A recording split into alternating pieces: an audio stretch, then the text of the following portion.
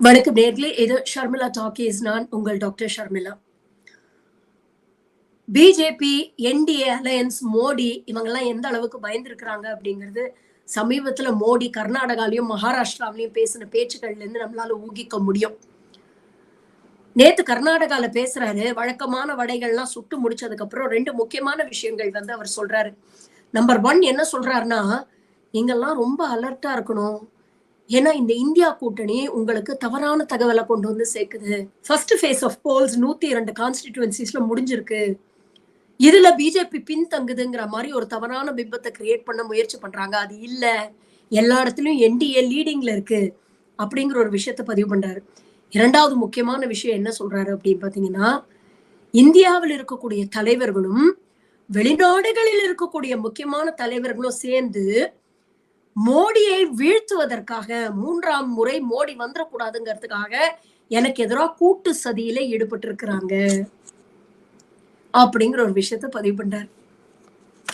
இந்த 2மே வந்து நமக்கு உணர்த்தக்கூடிய செய்திகள் என்ன அப்படின்னு பாத்தீங்கன்னா, 1 இவங்க ரொம்ப வீக்கா இருக்கிறாங்க. ஃபர்ஸ்ட் ஃபேஸ் ஆஃப் போல்ஸ்ல இவங்க பின்தங்கி இருக்கிறாங்க அப்படிங்கிற செய்தி நாடு முழுக்க போய் சேர்ந்திருக்கு. எல்லாரும் அதை உணர ஆரம்பிச்சிட்டாங்க. குறிப்பாக பிஜேபி அதை உணர ஆரம்பிச்சிடுச்சு.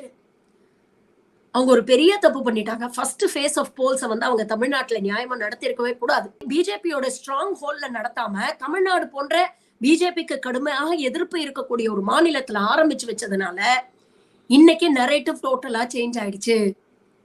தமிழ்நாட்டுல ஒத்த சீட்டு கூட தேராது. பிஜேபி கம்ப்ளீட்டா வாஷ் அவுட் ஆயிடும். இந்த ட்ரெண்ட் சவுத் ஆரம்பிச்சு வைக்கக்கூடிய ட்ரெண்ட் நார்த்லயும் பிரதிபலிக்கும் அப்படிங்கிற மாதிரி ஒரு நரேட்டிவ் பிஜேபிக்கு எதிராக இப்போ செட் ஆக ஆரம்பிச்சிருச்சு. மக்கள் அதை நம்ப ஆரம்பிச்சுட்டாங்க. அப்ப மக்களுக்கிடையே ஒரு எழுச்சி வருது. எஸ், ஒரு மாற்றம் வேணும்.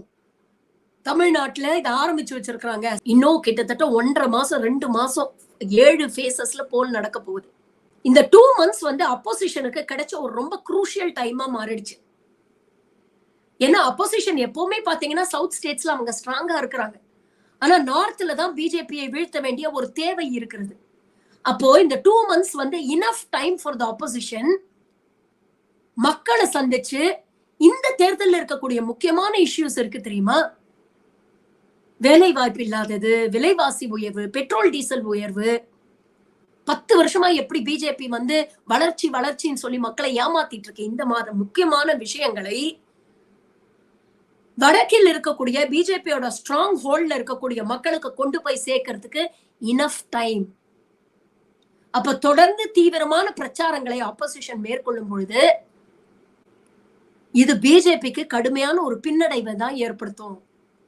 அப்ப நியாயமா பார்த்தா இவங்க என்ன பண்ணிருக்கணும், போல வந்து இவங்க எங்க ஸ்ட்ராங்கா இருக்காங்களோ அங்கேருந்து ஆரம்பிச்சிருக்கணும். ஆனா எந்த முட்டா பையன் அட்வைஸ் பண்ணான்னு தெரியல. முதல்ல சவுத் எல்லாம் முடிச்சிருங்க, எப்படி அங்க தேராது, அதை முடிச்ச அப்புறம் நார்த்ல கான்சென்ட்ரேட் பண்ணிக்கலாம் அப்படின்னு எவன் சொன்னான்னு தெரியல. ஆனா அப்படிப்பட்ட ஒரு டாக்டிக்ஸ கையில எடுத்துட்டு இன்னைக்கு அது அவங்களுக்கே வந்து திரும்பி இருக்குது. இந்த பயம் தான் மோடியோடைய பேச்சுல வெளிப்படுது. அதே மாதிரி முந்தா நேத்து மகாராஷ்டிரால பேசும்பொழுது சொல்றாரு, காங்கிரஸோட சஹாப்சாதே அப்படின்னா பெரும் முதலாளி அப்படிங்கிற அர்த்தம் வரும் ஹிந்தியில வச்சுக்கோங்களேன். ராகுல் காந்தியை மென்ஷன் பண்ணி சொல்றாரு, வயநாட்டுல ராகுல் காந்தி ஜெயிக்கவே மாட்டாரு. அமேத்தியில தோத்த மாதிரி வயநாட்டிலையும் இந்த வாட்டி கருமையான ஒரு தோல்வியை வந்து அவர் சந்திக்க போறாரு. இதுக்கப்புறம் அடுத்த தேர்தல்ல வந்து எங்கேருந்து வந்து நம்ம போட்டி போட போறோம் அப்படின்னு ஒரு சேஃப் ஸ்பேஸ தேடுற அளவுக்கு ராகுல் காந்தியோட நிலைமை மோசமாக போகுது அப்படிங்கிற விஷயத்த பதிவு பண்றாரு. அதே மாதிரி சோனியா காந்தியை மறைமுகமா லோக்சபால மக்களை சந்திக்க தைரியம் இல்லாம மன்மோகன் சிங் ரிட்டையர் ஆனோடனே இவங்க ராஜ்யசபாக்கு ஓடுறாங்க அப்படிங்கிற ஒரு விஷயத்த பதிவு பண்றாரு. அதே மாதிரி 10 வருஷமா நாங்க ஆட்சியில இருந்தோம், ஆனா இந்த 10 வருஷமா காங்கிரஸ் செய்த தவறான கொள்கைகள்லாம் சரி செய்யறதுக்கு எங்களுக்கு 10 வருஷம் ஆயிடுச்சு. இதெல்லாம் சரி செஞ்சு ஒரு லெவலுக்கு கொண்டு வர எங்களுக்கு 10 வருஷம் ஆயிடுச்சு. இன்னொரு 5 வருஷம் கொடுங்க, நாங்க விக்சித் பாரத்தை உருவாக்கி காட்டுறோம் அப்படிங்கிற அளவுக்கு பேசுறாரு. வெளிப்படையா ராமர் கோவில சொல்லி ஓட்டு கேட்கிறாரு. எலெக்ஷன் கமிஷன் இதை வேடிக்கை பார்த்துட்டு இருக்கா. அபிஷியல் பிஜேபி ஹேண்டில்ல ஃபர்ஸ்ட் ஃபேஸ் ஆஃப் போல்ஸ் நடக்கிறதுக்கு முன்னால அட்வர்டைஸ்மெண்ட் வருது. நீங்க ஓட்டு போடுறதுக்கு முன்னால ராமர் கோவில நினைச்சுக்கங்க, ராமர் கோவில யாரு கட்டினாங்கிறத யோசிச்சு ஓட்டு போடுங்க அப்படின்னு வெளிப்படையாக மதத்தை பயன்படுத்தி ஓட்டு கேட்கக்கூடிய ஒரு விஷயத்த அப்பட்டமா பாஜக செய்யுது. எலெக்ஷன் கமிஷன் வேடிக்கை பார்க்குது. இது மட்டும் இல்ல, பல விஷயங்கள் பாஜகவுடைய பதட்டத்தை இன்னைக்கு நமக்கு வெளிப்படுத்துது. உதாரணத்துக்கு பாத்தீங்கன்னா 2024 தேர்தலுக்கு முன்னாலேயே ஒரு ஸ்பெஷல் பேனல் ஒண்ணு ரெடி பண்ணானுங்க. எதிர்கட்சியில இருக்கக்கூடிய தலைவர்கள் எல்லாம் எப்படி நம்ம கட்சிக்கு இழுக்கிறது, இந்த பிஜேபி வாஷிங் மிஷினுக்காக அபிஷியலா ஒரு பேனல் இவங்க செட் பண்ணாங்க. அப்படிப்பட்ட பேனல் பல எதிர்கட்சிகள்ல இருந்து பல முக்கியமான தலைவர்களை பிஜேபி பக்கம் இழுத்து வந்தது. எப்படி பிஜேபி வாஷிங் மிஷினை போட்டு இவங்களெல்லாம் அப்படியே யோகி சிகாமணின்னு காமிச்சாங்க அப்படிங்கறதையும் நாம பார்த்தோம். இன்னைக்கு கிட்டத்தட்ட 28% ஆஃப் பிஜேபி கேண்டிடேட்ஸ் மற்ற கட்சியில இருந்து வந்தவங்களுக்கு தான் இவங்க சீட் கொடுத்திருக்கிறாங்க. இது கடுமையான அதிருப்தியை பிஜேபி காடருக்குள்ளேயே உருவாக்கி இருக்கு. கட்சியில பல வருஷமா இருந்து கட்சிக்காக உழைச்ச மக்களுக்கு சீட்டு கொடுக்காம நேத்து வரைக்கும் எதிர்கட்சியில ஊழல் பண்ணா திருடன்னு சொன்னவங்களை இன்னைக்கு நம்ம கட்சி கூட்டு அவங்களுக்கு சீட் கொடுத்து நிக்க வைக்கிறீங்களா, அவங்களுக்காக நாங்க போய் களத்துல வேலை செய்யணுமா அப்படிங்கிற ஒரு கோபம் பிஜேபி காடர் மத்தியிலேயே இருக்கு. இது குஜராத்ல, உத்தரப்பிரதேஷ் போன்ற மாநிலங்கள்ல வெளிப்படுது. இது இல்லாம அப்போசிஷனை வீக்கன் பண்ண ட்ரை பண்றாங்க. இடி, சிபிஐ, ஐடி இது போன்ற விஷயங்கள் தொடர்ந்து நடந்துகிட்டு இருக்கு. ரெய்டு போறாங்க, சிட்டிங் சிஎம்ஸ் அரெஸ்ட் பண்றாங்க, ஹேமந்த் சோரன் அரெஸ்ட் பண்றாங்க, அரவிந்த் கெஜ்ரிவால் அரெஸ்ட் பண்றாங்க, பெயில கொடுக்காம இழுத்து அடிக்கிறாங்க.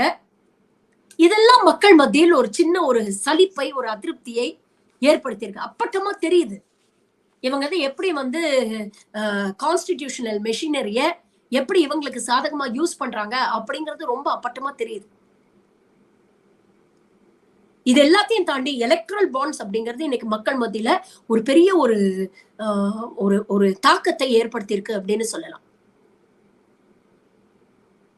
மோடி என்னதான் பொய் சொன்னாலும், அமித்ஷா என்னதான் பொய் சொன்னாலும், எலக்ட்ரல் பாண்ட் மூலமா இவங்க நிறைய கார்பரேட்டுகளை உருட்டி மிரட்டி கல்லா கட்டி இருக்கிறாங்க அப்படிங்கிற விஷயத்தை இன்னைக்கு கடைக்கோடி இந்தியன் வரைக்கும் பேசுறான். அது பிஜேபிக்கு ஒரு பெரிய இடியா தான் விழுந்திருக்கு அப்படிங்கறத நம்ம பாக்குறோம். இதெல்லாம் இல்லாம கடைசியா நீங்க பாத்தீங்கன்னா மீடியா மேனேஜ்மெண்ட், எங்க பார்த்தாலும் ஒப்பீனியன் போல்ஸ் அப்படிங்கிற பேர்ல கருத்து கணிப்பை விட கருத்து திணிப்பு தான் அதிகமா இருக்கு.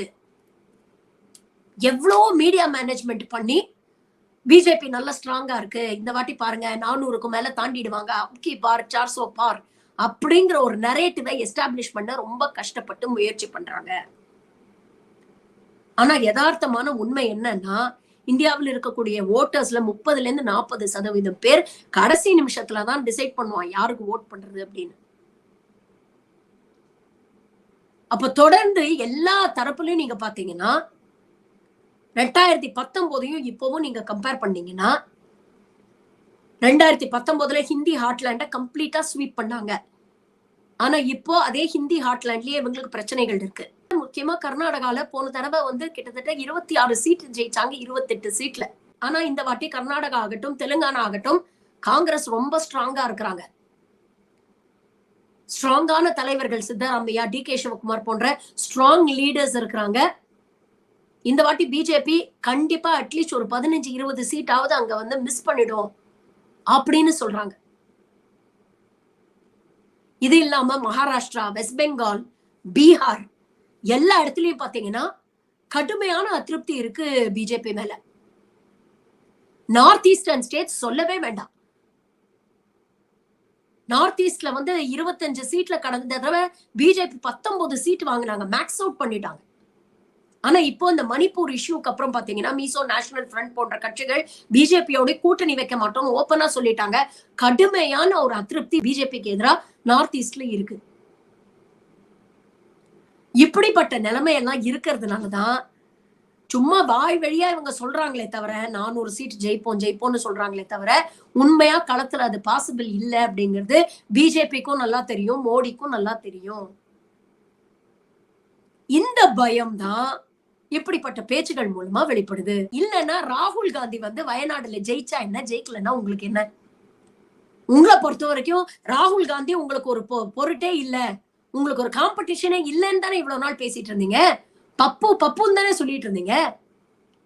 அப்ப என்ன பிரச்சனை உங்களுக்கு? ராகுல் காந்தி ஜெயிச்சா என்ன, ஜெயிக்கலன்னா என்ன? ராகுல் காந்தியோடைய வெற்றியோ தோல்வியோ வந்து ஆட்சி மாற்றத்தை வந்து டிசைட் பண்ண போறது இல்லையே. அப்ப ஏன் இவ்வளவு பயம்? உள்நாட்டு தலைவர்களும் வெளிநாடு தலைவர்களும் சேர்ந்து உங்களுக்கு எதிராக சதி பண்றாங்க. ஹிட்லர்னு ஒரு சர்வாதிகாரி இருந்தாரு. அவர் வந்து தோக்கும் போது கடுமையான தோல்வி வந்து அவருடைய ஆட்சி காலம் முடிய போகுது, நம்மளுடைய இந்த பாசிச ரூல் வந்து முடிய போகுதுன்னு தெரிஞ்சோடனே அவர் இதே மாதிரி தான் பேசினாரு. எனக்கு எதிரா உலக நாடுகள் எல்லாம் சேர்ந்து எனக்கு எதிரா சதி பண்ணுது, நான் மீண்டும் ஒரு முறை வந்துட்டா ஜெர்மனி சூப்பர் பவர் ஆயிடும் அப்படிங்கிறது தெரிஞ்சு எனக்கு எதிரா வந்து அவங்க வந்து சதி பண்றாங்க அப்படின்னு பேசினார். அப்படிப்பட்ட சர்வாதிகாரி ஹிட்லருக்கே ஒரு எக்ஸ்பைரி டேட் இருந்தது.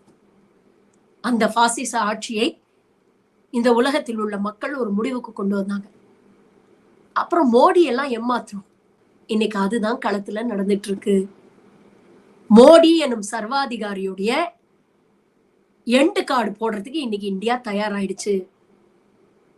இந்த பயம்தான் மோடியின் இந்த உளறல்களுக்கு காரணம். இன்னும் 1 மாசம் இருக்குல்ல, இந்த மாதிரி நிறைய உளறுவாரு. அதெல்லாம் அப்பப்ப பார்ப்போம், பார்த்து ரசிப்போம். நன்றி, வணக்கம்.